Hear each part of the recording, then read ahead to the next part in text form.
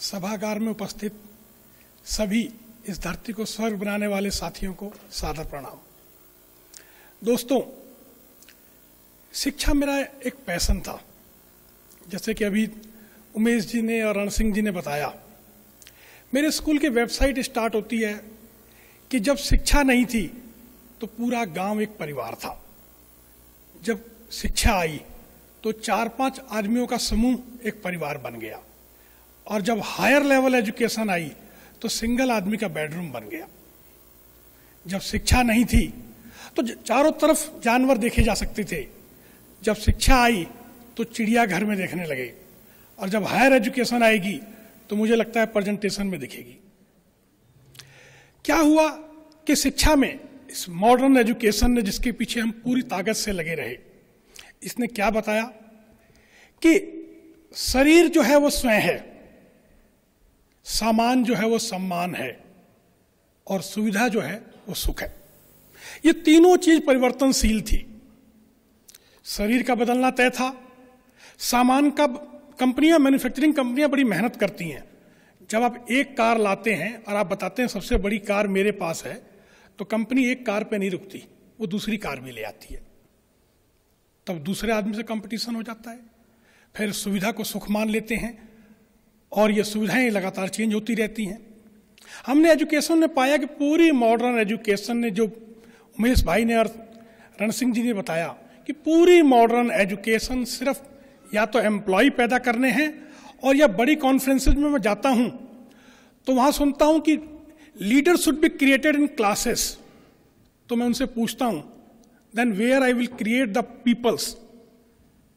मैं आदमी कहां पैदा करूंगा, जनता कहां पैदा करूं? क्या अफगानिस्तान में, क्या अफ्रीका में? कैसी एजुकेशन है?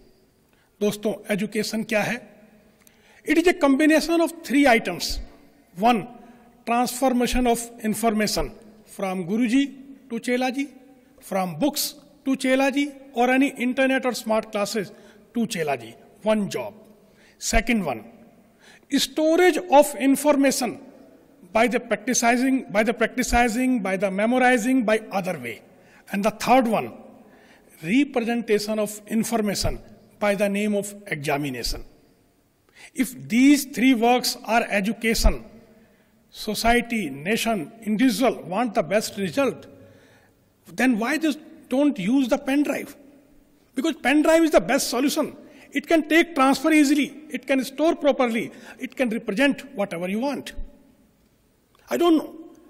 When there is a car, if I want to come here in Haridwar, तो मैं कार से चला आता हूं, रास्ता जुड़ा हुआ है, मैं रास्ते से क्यों नहीं आता? तो आज जब पेन ड्राइव है तो काहे को बच्चे पे इतनी मेहनत कर रहे हो आप? बच्चे शुक्र मनाओ कि आपको बोल नहीं रहे टीचर्स को, नहीं तो ये बोलने का समय आ गया। मैं अक्सर पूछता हूं कि पूरे संसार के बच्चे कार्टून सीरियल क्यों देखते हैं? कभी आपने सोचा है कि पूरे संसार में, चाहे वो अफ्रीका में हो, अफगानिस्तान में हो, अमेरिका में हो या ऑस्ट्रेलिया में हो, सारे बच्चे कार्टून क्यों देखते हैं? क्योंकि वो एक्शन चाहते हैं। वो सिग्नल दे रहे हैं आपको कि मैं थक गया हूं 1 साल तक आपकी बातें सुनते सुनते।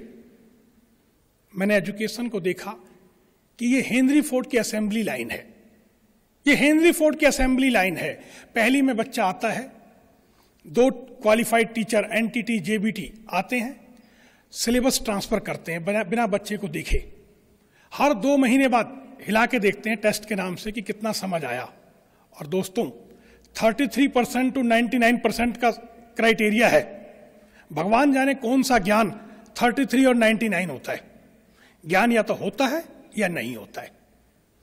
मगर हमारे देश, पता नहीं सिस्टम बनाने वालों ने क्या करा कि 33 to 99 को पास कर दिया, और जब दूसरी क्लास में नया ज्ञान देने लग गए, क्योंकि नया ज्ञान जब प्लांट किया जाता है वो तो कंप्लीट के बाद प्लांट किया जाता है। तो 33 या 66 वाले को जो कंप्लीट ट्रांसफर करूंगा, तो मैं तो यही बोलूंगा कि बेसिक कमजोर है। हुआ क्या? पहली से केजी यूकेजी से लेकर के 12वीं तक 12 और 2 14 और 3 साल बीए और 2 साल एमए, 20 साल की तपस्या। बड़े बड़े ऋषि, बड़े बड़े गुणी, जिनमें महात्मा बुद्ध ने सबसे ज्यादा तपस्या करी, 12 साल में महात्मा बुद्ध बन गए। मगर ये 20 साल पढ़ पढ़ के सारे महात्मा बुद्धू बन गए। दोस्तों, दुख होता है जो बच्चा बचपन में कहता है my father is the best father, my mother is a caring lady, 20 साल बाद निकल के कहता है my father is the worst father, my mother is a totally careless lady. शुक्र मनाइए कि वो माँ बाप आपसे आके पूछते नहीं है कि मास्टर जी क्या पढ़ाया था। उसका अपने पे कॉन्फिडेंस नहीं। हमने दुनिया के नासा पढ़ा दी, हमने सैटेलाइट पढ़ा दिया, हमने मून पढ़ा दिया, स्वयं के बारे में पता नहीं। आज पढ़े लिखे का मतलब क्या है?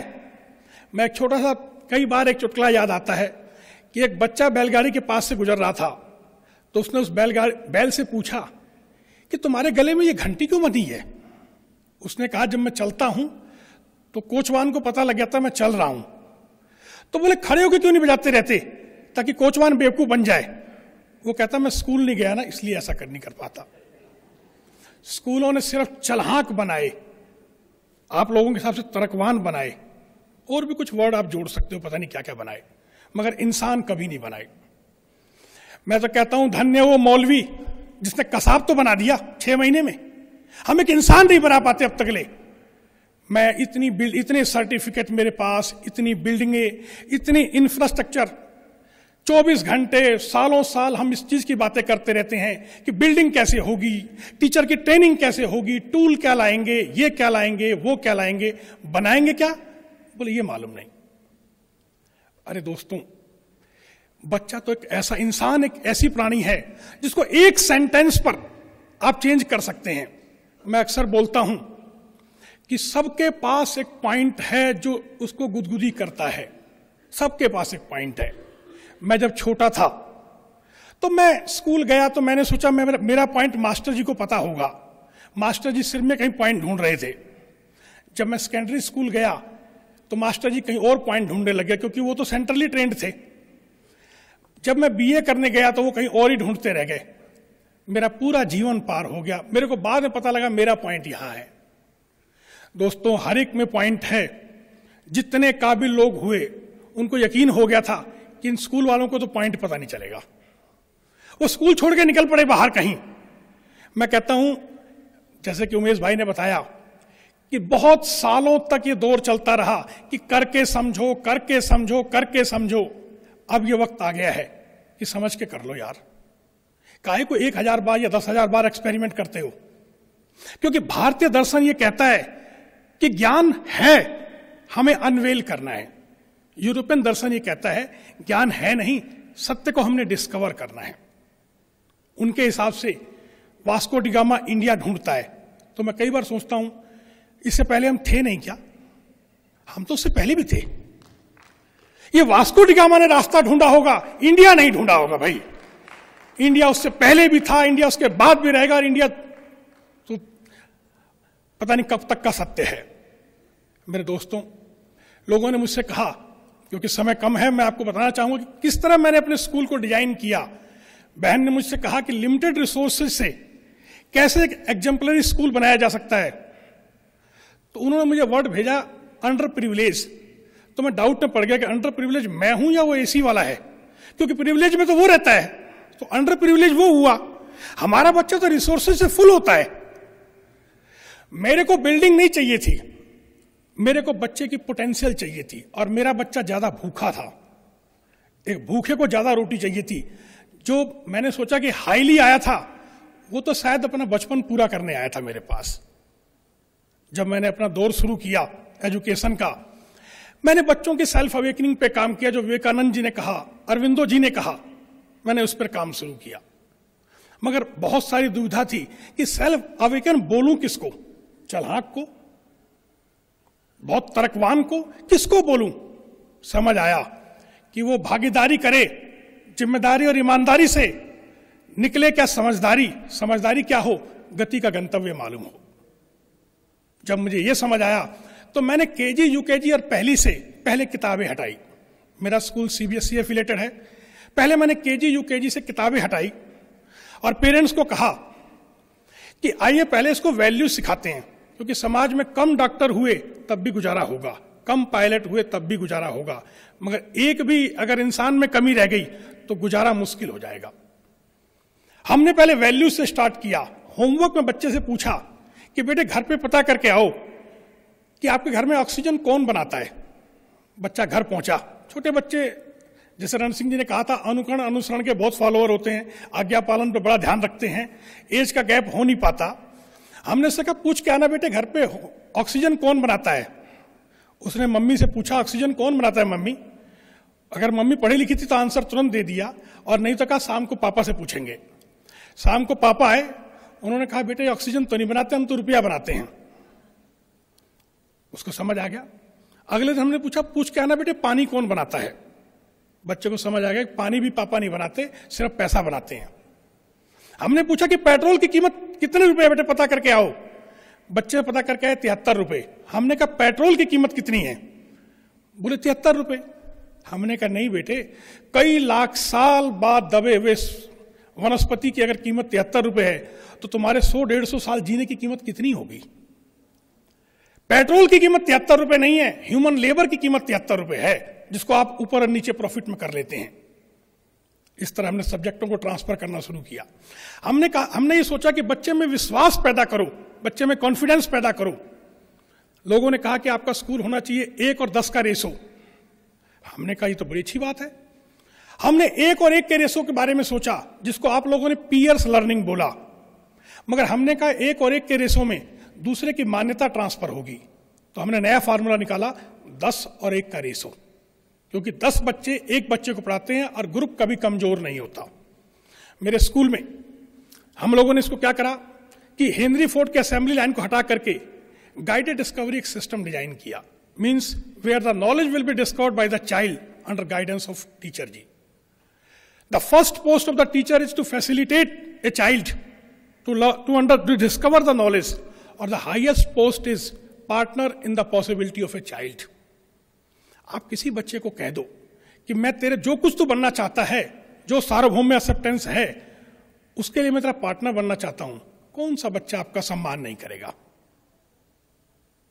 कोई बच्चा ऐसा नहीं है। आप छोटे से जानवर को देखिए, मैं तो हैरान रहता हूं कि आज हम जानवरों से शिक्षा के बारे में बातें करते हैं। अरे जानवर तो 100% जानवर होता ही है। क्या कभी ऐसा लगा कि कोई गधा आपको 70% गधा मिला हो, या कोई कुत्ता आपको 50% कुत्ता मिला हो? वो तो 100% होते हैं भाई। इंसान में डाउट होता है ये 30% है या 40% है। हम जानवरों से शिक्षा ले रहे होते हैं। ये शिक्षा कब लेंगे दोस्तों? मैं आगे बढ़ा। स्कूलों में बुलिंग की बहुत बड़ी प्रॉब्लम होती है, क्योंकि बच्चों को बुलिंग करने की बहुत ज्यादा दिक्कत रहती है, इसको उसको। हमने कहा उपयोगिता और पूरकता पे काम करो। बच्चे को बताओ अपनी उपयोगिता बता, और किसकी पूरकता में काम आता है। बुलिंग खत्म हो गई, प्यार बढ़ गया।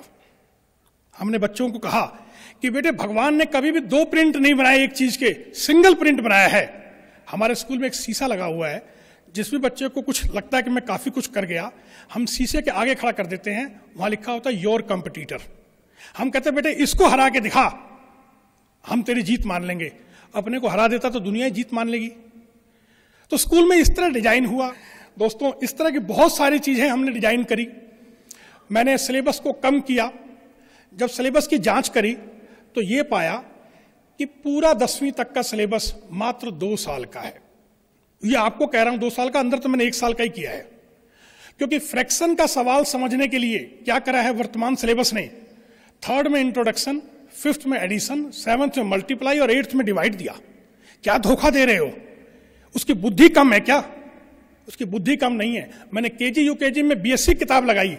मेरे लोगों ने मुझसे कहा कि सर ये बच्चा पढ़ नहीं सकता। मैंने कहा पढ़ेगा तो मास्टर जी ये समझेगा, क्योंकि इसके कान ठीक है।